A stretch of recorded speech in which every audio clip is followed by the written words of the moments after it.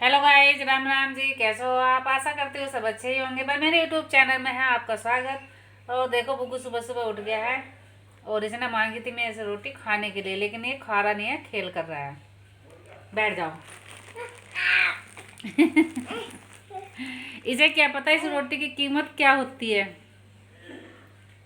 इस रोटी की कीमत तो एक बहू से पूछो, एक बेटे से पूछो कि क्या कीमत होती है इसकी। क्योंकि रोटी की कीमत मायके में पता नहीं चलती है, ना बाप के घर बिल्कुल भी महसूस नहीं होता कि क्या कीमत होती है। तो इसकी कीमत पता चलती है ससुराल में। अगर किसी को ससुराल अच्छी मिल जाए तो जन्नत, और किसी को बुरी मिल जाए तो इतनी नरक जिंदगी हो जाती है, इतनी नरक जिंदगी हो जाती है कि चारों तरफ उसे सिर्फ मौत के सिवा कुछ नजर नहीं आता।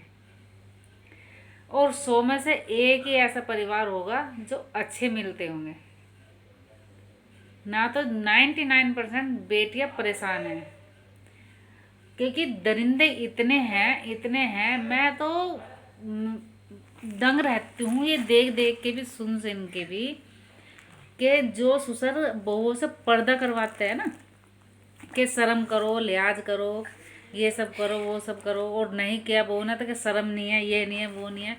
वही ससुर बहू का 24 घंटे सामना करने के लिए रेडी रहता, हर तरह से लड़ने के लिए सबसे आगे मिलेगा ससुर। बहू ससुर बेइज्जती करने के लिए सबसे आगे रहेगा, और जवाब तो ऐसे करेगा बहुओं से पटापट। और बहू कुछ मत बोलो कि जैसे कि उसके गुलाम हो।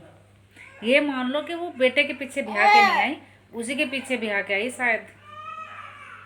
और वो सोचते हैं कि बहू उनकी शर्म इज्जत करे। इज्जत इज्जत वालों की जाती है, और जिनके इज्जत ही ना हो ना 1 रुपए की भी, जिसे एक कौड़ी की भी औकात ना हो, उनकी इज्जत नहीं होती, वो चाहे कोई भी है। बहू सबके घर में है, ऐसी बात नहीं है। लेकिन कुछ ससुर ऐसे भी होते हैं जो बहू के आगे एक अल्फाज भी नहीं निकाल पाते, कभी ये भी नहीं कहते क्या सही किया क्या गलत किया, समझना है। और बहुत से ससुर ऐसे होते हैं, इतने नालायक के बीज होते हैं, इन्हें तो कुल्लू में पिलवा देना तो ज़्यादा ज़्यादा बेहतर है। वो ऐसे होते हैं कि बहू का सामना 24 घंटे करने के लिए रेडी रहते हैं। तो इसलिए इस रोटी की कीमत, जिससे मेरा बेटा खेल रहा है ना, ये खिलौना समझ के टुकड़े कर करके, ससुराल में बहुत कीमती है ये रोटी। क्योंकि इसी का पता चलता है। मैं आटे दाल का भाव मान लो ससुराल में पता चलता है। मैं मायके में बहुत इंजॉय करते हैं, बहुत मज़े से खाते हैं, जिस चीज़ का मन करता है वो खाते हैं। जैसा जितनी नींद आती है उतना सोते हैं, जितना मन करता है उतना खेलते हैं, जो मन करता है वो खाते हैं। लेकिन ससुराल में एक एक टुकड़ा गिन के खाया जाता है। और ऐसा भी नहीं है कि एक बेल पे जितनी तोरी हैं सबका नसीब एक ही जैसा है, अलग अलग भी होता है। तो वही इंसान का है। ये नहीं है कि एक परिवार में 10 बहू हैं तो 10 की किस्मत खराब है।